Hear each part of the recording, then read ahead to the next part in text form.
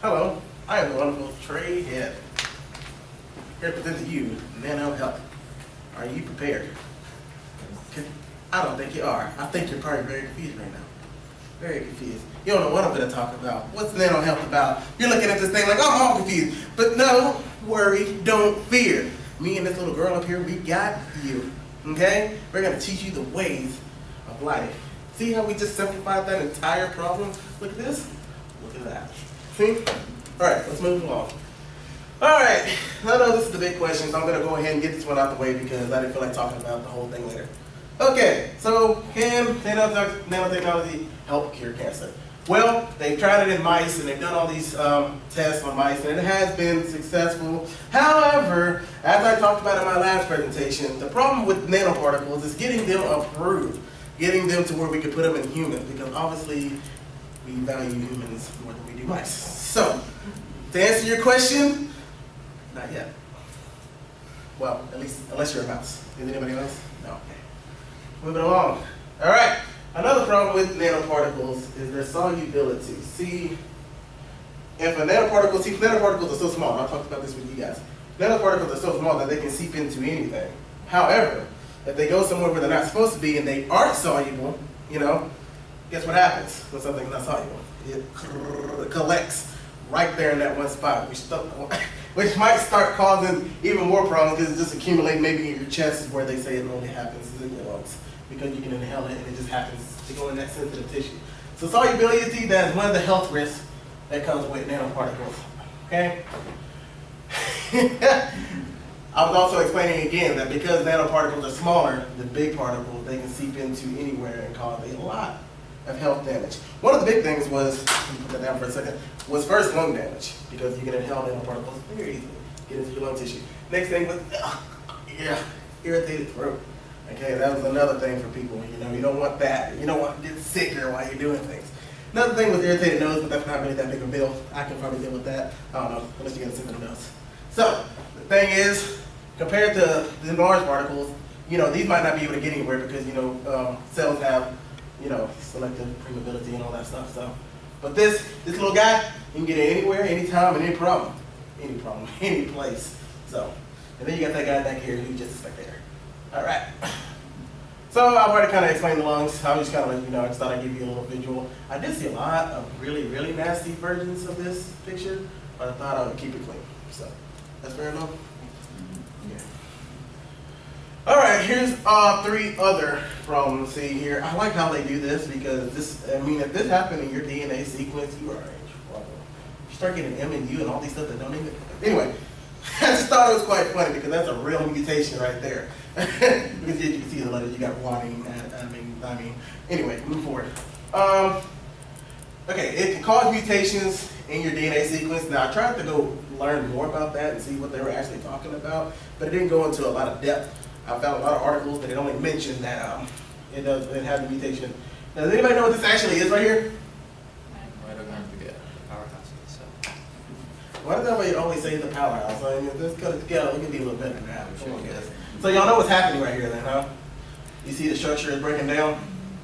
This is another problem they said that would come with nanoparticles, that they might seep into, you know, the mitochondria and start breaking down the structure.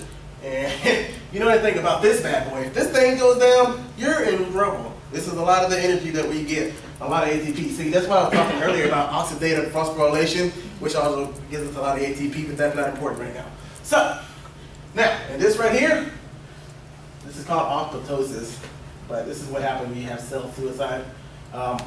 What I've read is, you know, it's just, you know, when a cell sees something that comes in that's foreign to it, you know, it doesn't know what it is, it might just go ahead and kill itself off, you know, so these nanoparticles might start making cells just kill themselves off. So, and if that happens, that's almost worse than the mitochondria, you know? Your cells just start killing off themselves, you got a real issue. And see, this is why we can't get it approved in humans, even though this may happen, let's say it happened 1 out of 1,000 times, that's 1 out of 1,000 people. You know what I mean? It's still a death hazard. That's why mental health is having such trouble getting all these things to go through. It's the health hazard. But, right here, this is what they're trying to stop. This is CD47, these are proteins right here, if you don't know what these are, if you're not a biology major. Or maybe you know, you just happen to like to read. Okay? These right here, you see over here, this is how cells, engulf something. That's what phagocytes do. But however, all these nanoparticles, remember what I talked about? They would get into any part of your body.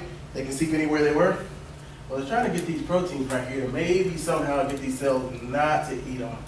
Like, don't eat me, maybe not seep in and all that great stuff. So that is something we are trying to accomplish. Well, I'm not trying to do anything. I'm not part of nanotechnology. So am I still in the shot? Okay. So, what are you thinking? I bet you're confused, huh? What is trait thing? Is trait thing, nanohealth is good? Do I think we should use nanotechnology? Oh, I got to stay in the shot. Do I think we should use nanotechnology here too? I don't know. But there are the health benefits to nanotechnology. Okay? Oh, okay, as you can see right here, I see we have a pre-med. Awesome. Yes? All right. This is, surgical tools, as you know. It's had nothing to do with that, but I just did that to remind myself. So, actually, they're going to use nanotechnology. We're going to use little bitty things to possibly, be a little bit more careful. I'm not sure how I feel about that because I feel like most surgery gets the job done, but there's some things that would be much more effective. You can get things done a lot more quickly if things are much smaller. That's what nanotechnology is all about, getting things done. It's kind of like how a cell works. You know why a cell is so efficient? It's because it's small, but it has a huge surface area. You can get a lot more things done with a small cell than you can if you really have a really, really, really large cell because things have all this time to make things happen. Not important. Sorry, biology major. I get caught up in myself. All right, next. Now this right here, this is the white guy, okay? He's not important in this picture at all. However, this is supposed to represent research. This is what we are trying to do. And this is why I am, and this is also diseases if you don't know what this is. Okay, but I am also am for nanotechnology. And this is where I want to just go ahead and take over the show right here, but I don't want to keep moving on with the presentation. Now, nanotechnology. Now, has anybody actually done, my specialty is what I'm getting my major in is for diseases and stuff like that, global health and stuff like that. I don't know if you've ever seen certain diseases, but some of them are very, very, very, very, very heartbreaking, especially when you see them in the children. Okay, now, I don't know about this whole living forever thing. I don't really care that much, honestly. Not that I'm for it or I'm against it, but there's bigger issues at hand that I'm thinking about. I think that we should promote nanotechnology, even though we're having the health problems and everything. I think the benefits are far more exceeding because if we can just save a few more lives, if we could just save a few more lives with this nanotechnology, I can see little kids grow up.